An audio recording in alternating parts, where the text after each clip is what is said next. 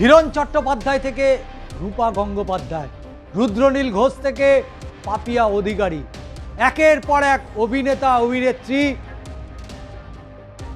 তারা রাজ্য বিধানসভায় পা রেখেছেন।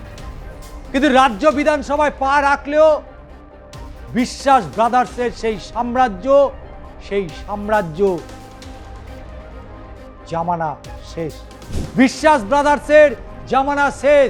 গঙ্গা জলে ফেডারেশনের অফিসে শুদ্ধিকরণের পর বড় বার্তা, পাপিয়া রাহুলের কেস ওপেন করা হবে, আশ্বাস পাপিয়া অধিকারীর। টলিউডের নারী নিরাপত্তা নিয়ে কড়া বার্তা তার টালিগঞ্জের বিধায়কের। গঙ্গা জলে ফেডারেশনের অফিস শুদ্ধিকরণের পর বড় বার্তা দিয়েছেন পাপিয়া অধিকারী।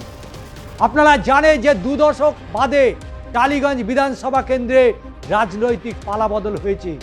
এ যাবৎকালে টালিগঞ্জ আর অরূপ বিশ্বাস যেন সমর্থক হয়ে উঠেছিল, কিন্তু 26-এর বিধানসভা ভোটে বাংলায় পদ্ম ফুটতেই সংশ্লিষ্ট কেন্দ্রের সবুজ দুর্গেও ধস নামে।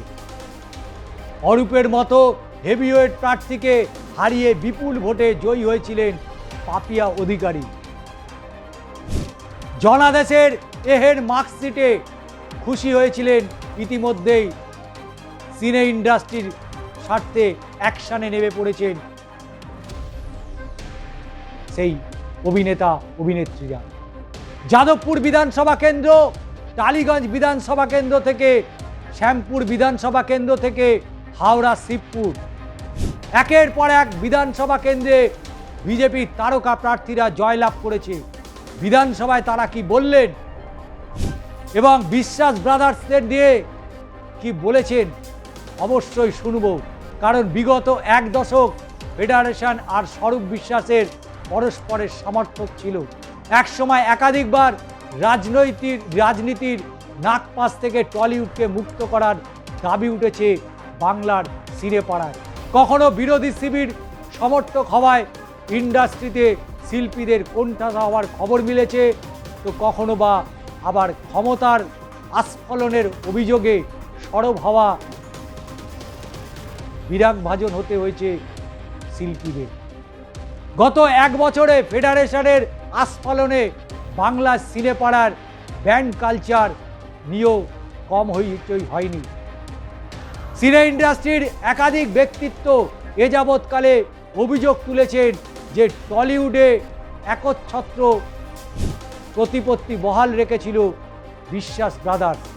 তবে সেই বিশ্বাস ব্রাদার্স এখন গঙ্গা জলে ডুব দিতে চলেছে। কি বললেন সেই অভিনেতা অভিনেত্রীরা সরাসরি আপনাদের শোনাবো। ব্যান্ড কালচার বন্ধ হবে। একজন শিল্পী, একজন কলাকুশলীর পরিচয়, তিনি একজন শিল্পী, একজন কলাকুশলী। তাকে ভাবতে হবে না তিনি কোন রাজনৈতিক দলকে সমর্থন করেন। সেখানে ওই জটও খুলে যাবে, ও ঘুঘুর বাসা ভেঙে যাবে।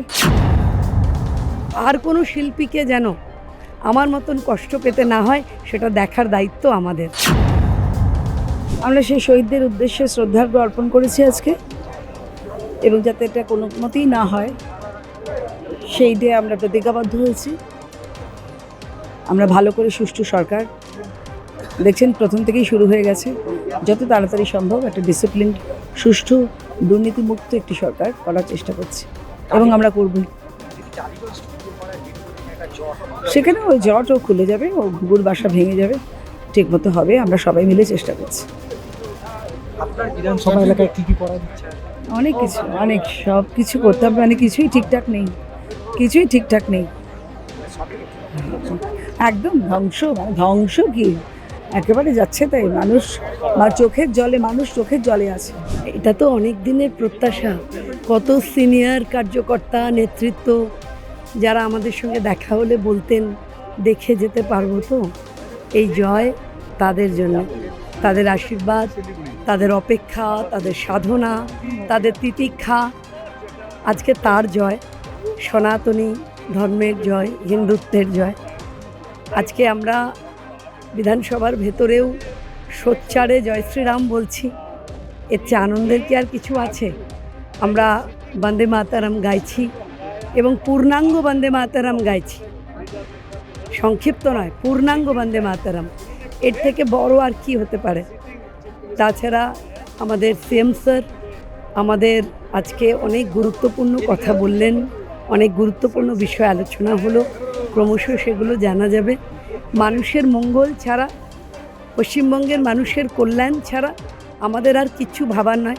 আমি যাদবপুর থেকে এসেছি, যাদবপুরের প্রতিটি অধিবাসীবৃন্দকে আপনাদের চ্যানেলের মধ্যে দিয়ে আমি আমার সশ্রদ্ধ প্রণাম জানাচ্ছি। যে অঙ্গীকার আপনাদের জন্য করেছি সেই অঙ্গীকার প্রতিটি অক্ষরে অক্ষরে পালন করব, কথা দিলাম। স্টুডিও পাড়ায় যে দীর্ঘদিনের যে জট, যেটা প্রচুর অভিনেতা কলা কুশলীরা তারা কাজ করতে পারছিলেন না, খুলে যাবে জট, সব জট খুলে যাবে, ব্যান্ড কালচার বন্ধ হবে। একজন শিল্পী, একজন কলাকুশলীর পরিচয় তিনি একজন শিল্পী, একজন কলাকুশলী। তাকে ভাবতে হবে না তিনি কোন রাজনৈতিক দলকে সমর্থন করেন। এই দিন আসবে বলেই মানুষ আমাদের নির্বাচিত করেছেন, তাই আমরাও অপেক্ষা রয়েছি। গত 5 বছর কাজ করতে পারলাম না, এখন আর কাজ করার সময় নেই, এখন মানুষের জন্য কাজ করতে হবে। কিন্তু আর কোনো শিল্পীকে যেন আমার মতন কষ্ট পেতে না হয় সেটা দেখার দায়িত্ব আমাদের, আমরা করব সেটা।